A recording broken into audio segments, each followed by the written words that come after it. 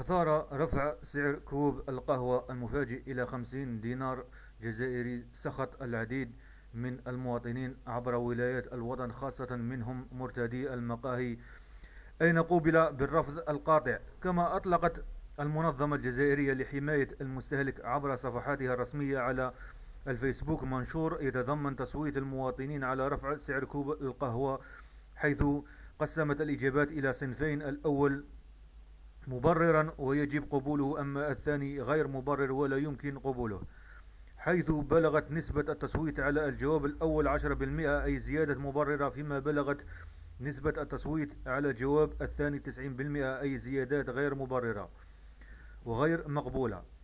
وهذا ما يؤكد رفض المواطنين لهذا الارتفاع بدون سابق إنذار. يشار أن هذه الزيادة في السعر أثارت جدلا كبيرا وسط رواد مواقع التواصل الاجتماعي، الذين طالبوا بتدخل أعوان الرقابة لوضع حد لهذه الظاهرة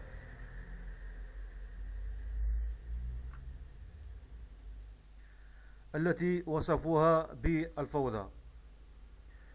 وفي ذات السياق تساءل الكثير من المواطنين عن الأسباب التي جعلت أصحاب المقاهي يقرون رفع سعر كوب القهوة من 40 دينار إلى 50 دينار ليلة ما بين ليلة وضحاها، في ظل عدم تسجيل أي زيادات في سعر البن والسكر.